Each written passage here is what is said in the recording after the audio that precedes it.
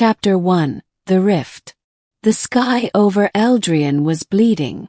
12-year-old Lyra Vane stood at the edge of the Blackroot forest, her bare feet sinking into the damp earth as she stared up at the swirling crimson vortex tearing through the heavens. It had appeared a week ago, a jagged scar in reality that pulsed like an open wound. The elders of her village whispered that it was an omen, a sign that the balance between their world and the other world was breaking. Lyra had always been different. She saw things others couldn't, shimmering figures in the mist, whispers in the wind that spoke in a language not of this world. Her mother had called it a gift, but the villagers called it a curse. And now, as the ground trembled beneath her, she knew the truth. The rift was calling her.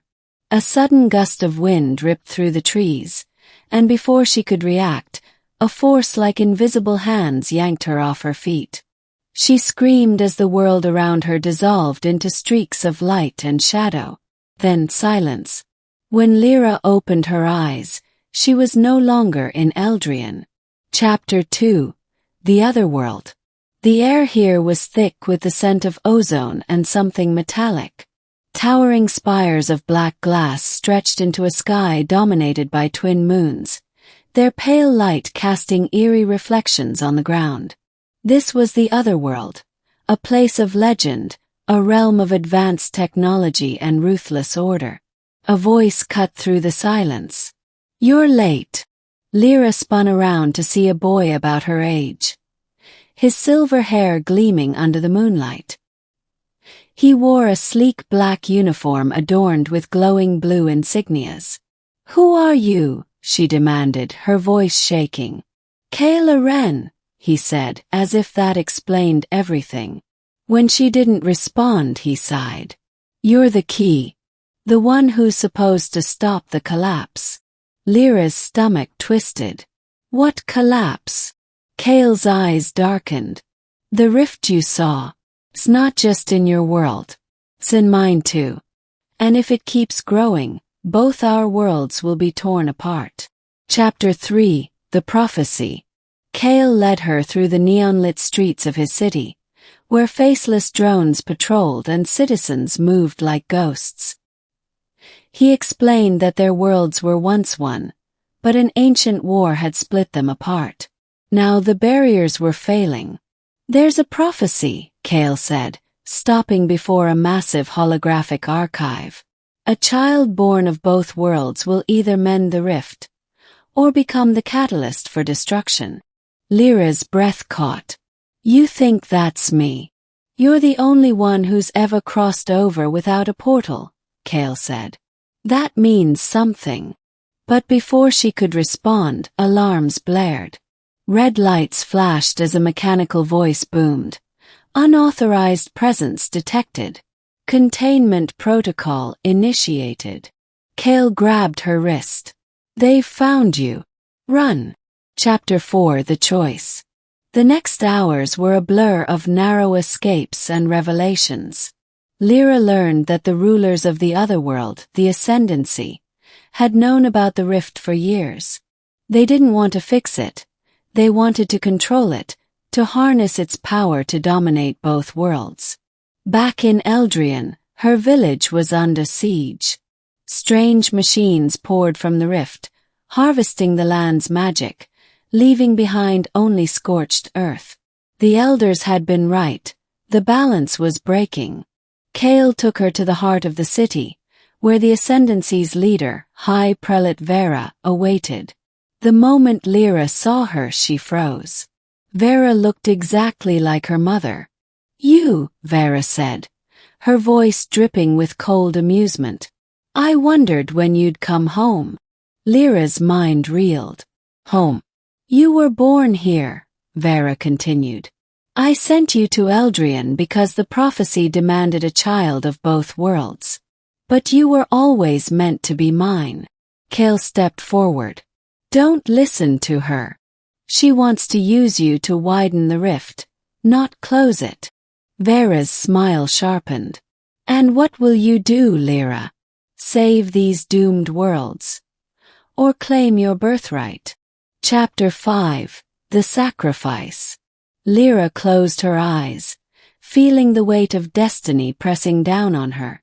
She thought of her village, of Kale, of the two worlds teetering on annihilation. Then she made her choice. She reached out, not with her hands, but with something deeper, the power humming in her blood. The rift responded, its edges writhing as if in pain. "I won't let you destroy them," Lyra whispered. Vera's face twisted in fury. "Stop her!" But it was too late.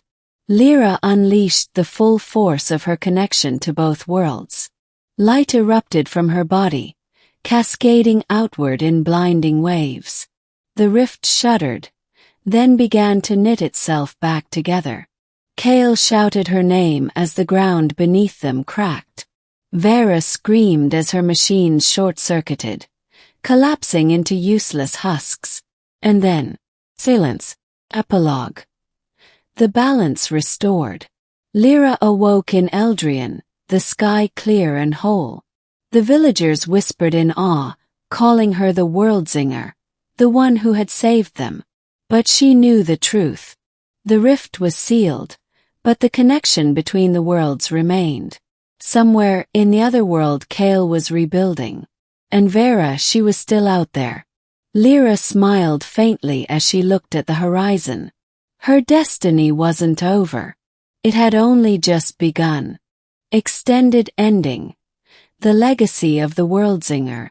Lyra stood at the edge of the Blackroot forest once more, but this time the air was still. The rift was gone, sealed by her sacrifice, yet the weight of what she had done lingered like a ghost. The villagers had already begun rebuilding, their homes patched with fresh timber, their fields replanted. To them she was a hero. But heroes didn't wake up in the night, gasping from dreams of a silver-haired boy calling her name. She knelt by the river, dipping her fingers into the cool water. The reflection staring back at her was older than she remembered. Her eyes held shadows now, the kind that came from seeing too much. Then the water rippled. Not from her touch. A voice, faint, distorted, whispered from the depths. "Lyra." Her breath hitched. "Kale." The reflection shifted, revealing not her face, but his. His image flickered like a dying hologram. His voice strained.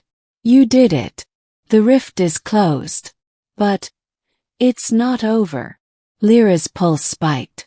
"What do you mean?" Vera survived. She's rallying the Ascendancy's remnants. And she's found another way to break the balance. A cold dread slithered down her spine. "How?" Kale's image wavered. "She's building a machine, an artificial rift. If she succeeds." The water stilled abruptly. His words cut off. Lyra clenched her fists. She had hoped for peace, but destiny had other plans. The final stand. The gateway between worlds was supposed to be sealed forever. But Lyra had always been the exception. With a deep breath, she placed her hands on the ancient standing stone at the forest's heart, the same one her mother once told her was a dormant portal. She focused, reaching for that strange power inside her, the bridge between Eldrian's magic and the otherworld's science. The stone hummed. Light spiderwebbed across its surface. And then she stepped through. The other world was in chaos. Smoke coiled from fractured towers, and the streets were littered with the wreckage of rebellion. Kale found her in the ruins of the Ascendancy's citadel. His uniform torn. His face smeared with soot. "She's in the core," he panted. "The machine is almost active." Lyra didn't hesitate. They fought their way through waves of drones, their movements synchronized as if they'd trained together for years. When they reached the core chamber, Vera stood before a monstrous device, its central node pulsing with stolen energy. "You," Vera sneered. "Still clinging to these doomed worlds." Lyra didn't answer. She moved. Magic and technology collided in a storm of light and sound. Vera fought with the precision of a machine, but Lyra fought with the fury of someone who had everything to lose. In the end, it wasn't strength that won. It was sacrifice. As the machine destabilized, Lyra made her choice again. She channeled every ounce of her power into the core, not to destroy it, but to reshape it. The explosion should have killed her. Instead, she woke to silence. A new balance. The artificial rift was gone. Vera, consumed by her own creation, had vanished. But something else had changed. Lyra stood at the center of a new world. Not Eldrian, not the other world, but a place in between. A floating island where magic and technology intertwined, where the skies shimmered with both sunlight and holograms. Kale staggered to her side, awe in his eyes. "What did you do?"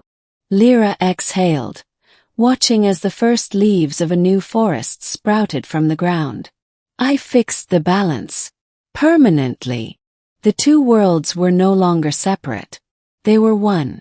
Epilogue, the Worldzinger's Oath. Years later, they still called her a hero. But Lyra preferred the title Guardian.